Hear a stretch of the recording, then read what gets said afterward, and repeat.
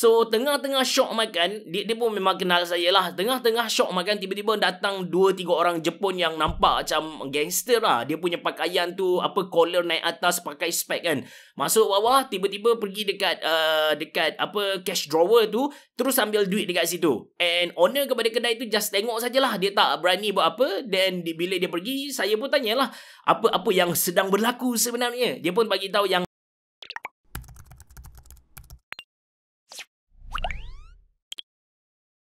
Assalamualaikum warahmatullahi wabarakatuh. Selamat datang ke channel Ashraf Jeffrey, yang mana dekat channel ni saya just nak kongsikan pengalaman dan juga pendapat peribadi saya. Saya pernah belajar dan juga bekerja dekat Jepun, so tahulah serba sedikit tentang Jepun ni. Kali ni, dalam episod kali ni, saya nak kongsikan dengan anda tentang Yakuza ataupun gangster. Kan kalau kita sembang dengan kawan-kawan kita, bila tanya tentang Jepun, sama ada sushi, sashimi, anime, manga, lepas tu porno, mesti ada juga perkataan Yakuza ataupun gangster lah. And Yakuza ni dia memang ada, dia wujud, dia bukanlah mitos dekat Jepun, memang wujud kelompok-kelompok ni, cuma dia ada cerita dia yang tersendiri. Tapi saya nak mulakan dengan satu benda yang menarik, which is kalau anda nak tengok drama menarik tentang Yakuza ni, anda boleh tonton satu drama lama tentang dia punya tajuk ialah My Boss My Hero. Drama ni dia berkisarkan seorang bakal ketua Yakuza. Bos dia ayah dia nak lantik dia jadi bos Yakuza, gantikan ayah dia. Tapi disebabkan dia ni tak cerdik sangat, so ayah dia suruh masuk sekolah. Kalau lulus sekolah tu baru dapat jadi bos Yakuza lah. Dilakonkan oleh Tomoya Nagase, antara pelakon lelaki yang saya suka. Menarik, cara dia act tu memang menarik gila.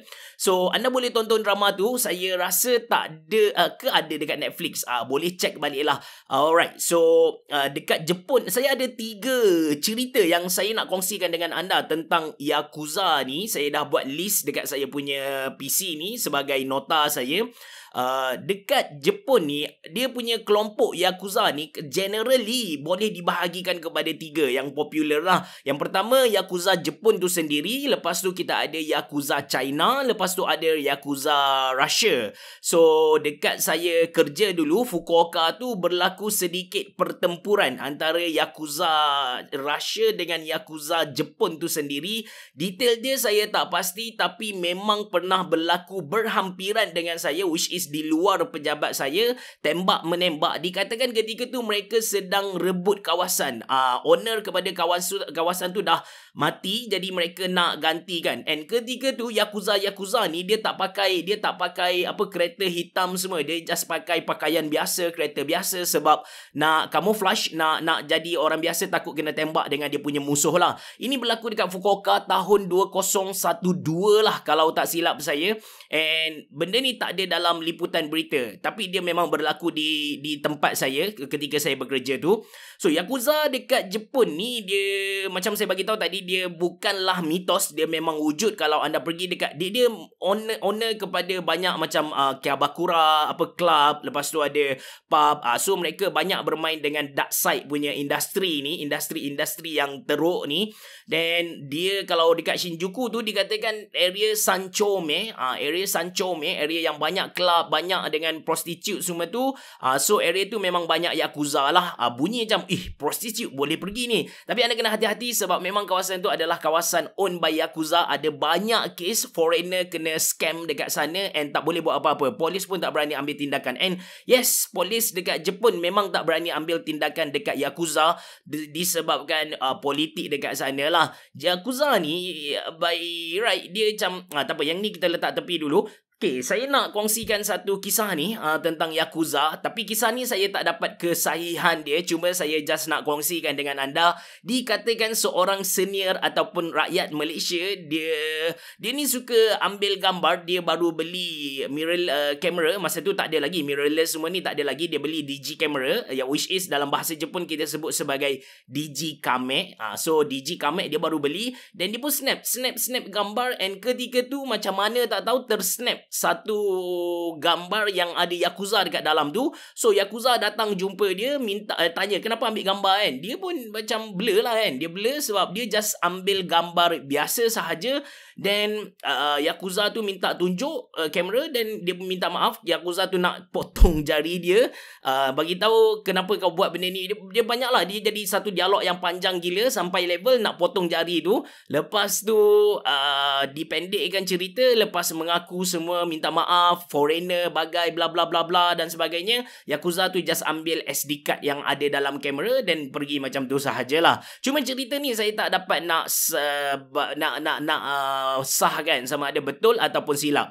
Lepas tu ada satu kes lagi yang ni memang berlaku di depan mata saya. Kalau anda tonton video-video saya sebelum ni, saya ada bagi tahu yang dekat Jepun, dekat Shinjuku tu, saya ada suka dengan satu restoran Pakistan. Yang mana dekat restoran tu kita boleh makan naan tanpa limit. Dia macam buffet naan lah. And saya suka di restoran tu disebabkan dia ada air lassi. Lassi bukan mango lassi lah, tapi air lassi yang juga buffet. Kita boleh tambah sebanyak mana. Saya penggemar yogurt So saya suka dekat situ, walaupun harga dia sedikit mahal kalau nak dibandingkan dengan kedai-kedai buffet yang lain. Nama kedai tu ialah Karachi. Owner dia Pakistan, dan kedai dia underground punya. So kita masuk dekat tu. Underground bukanlah masuk dia punya business tu business yang kotor, tak ada. Tapi memang kedai tu literally underground. Kita kena masuk ikut bawah. Lepas tu makan. Saya tengah syok-syok makan. Saya masa belajar dulu memang gila lah. Naan Jepun dia adalah saiz naan Jepun adalah 2 kali ganda saiz naan di Malaysia.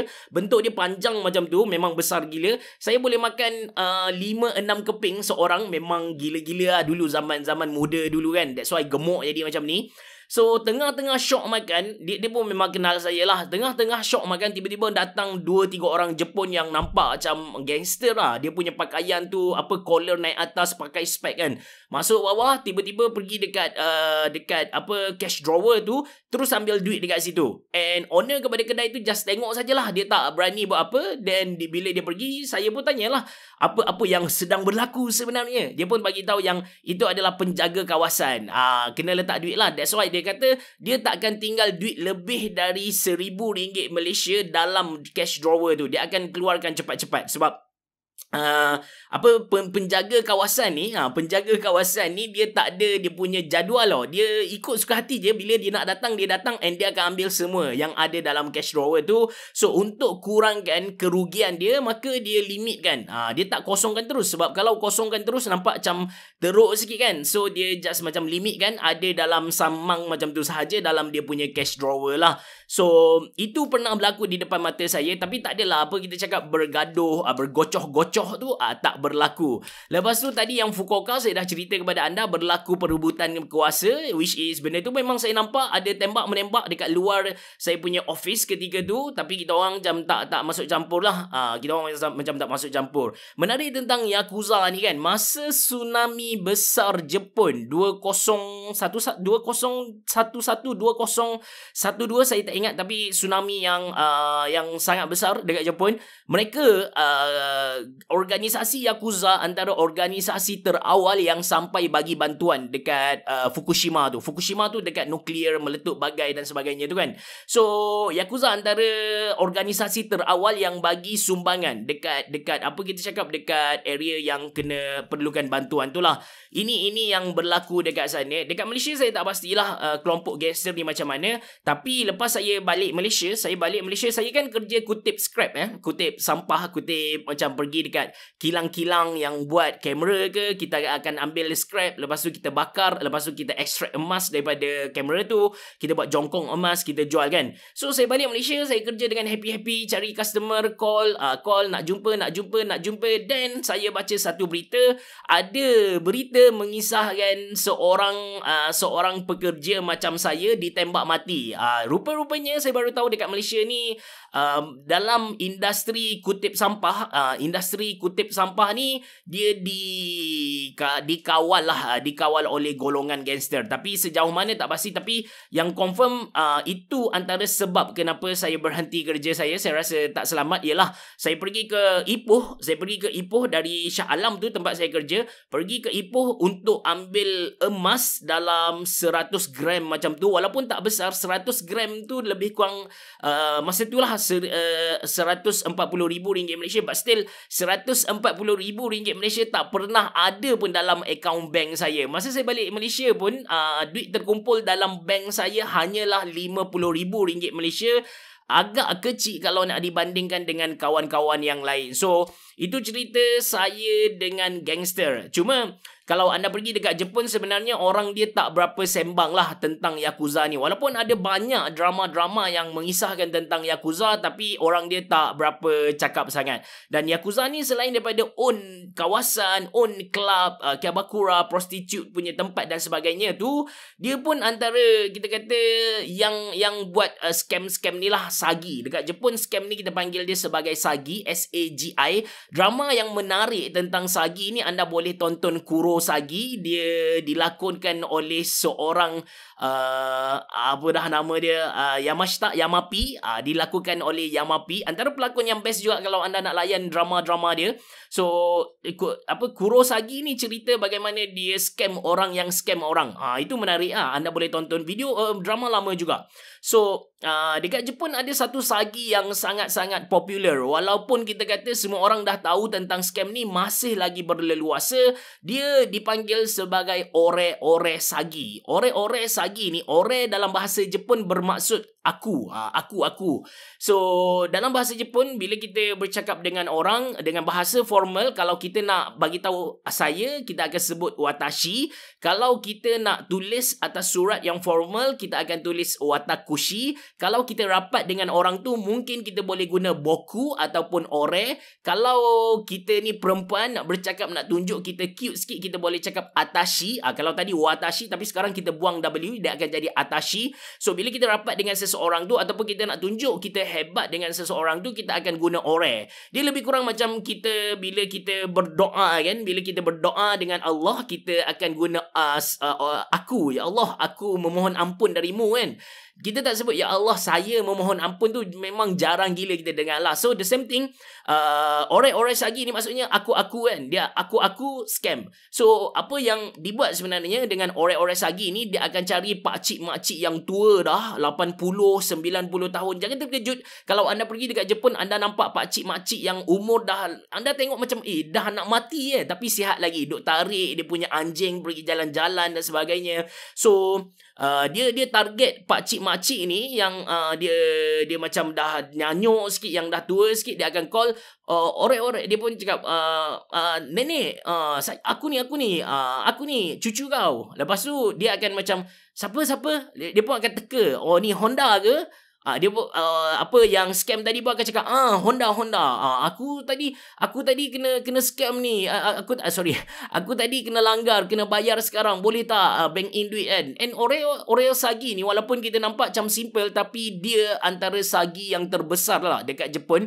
At least masa saya hidup dekat sana 2013, 2012 macam tu lah. Sekarang saya tak pasti macam mana.